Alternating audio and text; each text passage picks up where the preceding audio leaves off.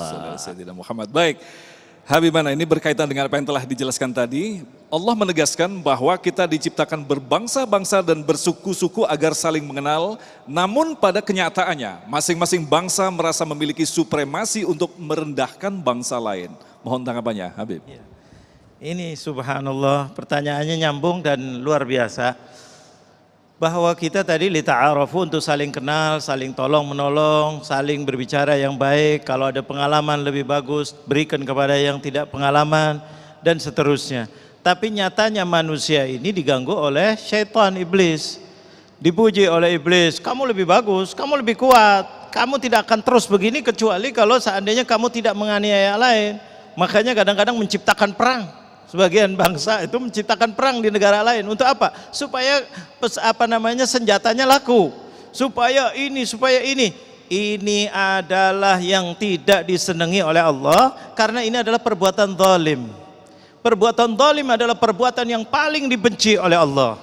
Paling dibenci. Di antaranya ada kata Rasulullah dalam sebuah sabdanya, 2 dosa yang besar yang tidak disiksa di dunia lebih dahulu, nanti di akhirat lagi, yaitu kecuali 2 ini. Apa itu? Perbuatan zalim. Satu lagi adalah durhaka sama orang tua. Durhaka sama orang tua. Kalau dia durhaka sama orang tuanya, di dunia dia hidup bakal sengsara. Perbuatan zalim begitu juga. Nah, inilah bangsa-bangsa, ini adalah liyabluwakum ayyukum ahsanu amala. Allah menciptakan manusia untuk diuji. Kalian diberi kenikmatan, uangnya banyak, kedudukan banyak, warna kulitnya lebih cerah, mukanya lebih ganteng, lebih cantik. Apakah kalian itu bersyukur kepada Allah atau untuk merendahkan yang lainnya? Kalau bersyukur, Allah akan tambahkan rezekinya. Tapi kalau tidak bersyukur, bahkan menghina orang lain, maka akan disiksa oleh Allah Jalla Jalaluh. Ini dalam prinsip Islam, karena harus dengan iman. Jangan sembarangan orang yang mukanya bagus terus kemudian alhamdulillah saya ganteng, saya cantik, padahal dia tidak beriman, itu urusan lain. Saya tidak masuk dalam agama yang lain. Mungkin menurut agamanya masing-masing ada aturannya.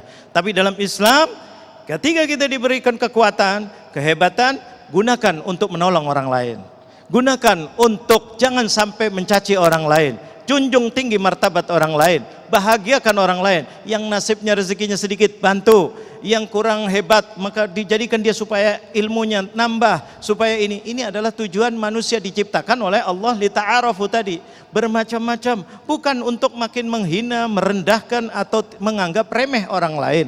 Makanya kembali lagi, kalau ada orang yang suka menghina, ini na'udzubillah min dzalik, yang nanti berhadapan kepada Rasulullah SAW. Karena ajaran Rasulullah tidak mengajarkan sedikit pun merendahkan orang lain, apalagi suku lain, apalagi bangsa yang lainnya. Habib, kalau kita kembangkan pertanyaan ini, ketika kita merendahkan bangsa lain, justru mereka bersandar pada keyakinan kitab-kitab mereka bahwa bangsa mereka lebih unggul. Bagaimana kita menghadapi model-model seperti ini, Habib?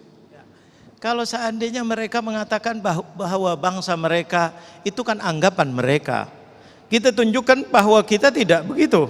Kita sebagai orang Islam tunjukkan dengan akhlakul karimah.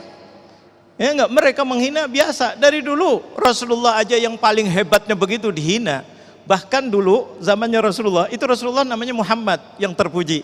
Dipanggilnya apa? Muzammam, yang terhina. Sampai begitu hasudnya. Sampai begitu hasudnya. Dan ini bukan dari orang lain. Orang masih dekat dengan Rasulullah. Tapi Rasulullah marah luar biasa. Allah yang marah. Apa tidak ingat kisahnya Abu Lahab? Ketika dipanggil Rasulullah, keluarganya semuanya dites bahwa saya beritahu kepada kalian ada nanti sekelompok kuda keluar dari belakang bukit ini besok untuk menyerang, apakah kalian percaya kepada aku? Semuanya menjawab percaya, termasuk Abu Lahab. Terus Rasulullah mengatakan, saya ini sebetulnya diutus oleh Allah untuk membawa kita menyesakan Allah. Abu Lahab dengan sombongnya, dengan kekayaannya, dengan jabatannya, dengan wajahnya yang tampannya, mengatakan, tabban laka ya Muhammad, celaka kamu ya Muhammad. Apa yang dijawab oleh Allah? Tabbat yada Abi Lahab. Allah turunkan surat khusus untuk Abu Lahab. Yang celaka bukan Muhammad, tapi Abu Lahab. Makanya orang satu-satunya yang divonis masuk neraka, dia masih hidup, adalah Abu Lahab.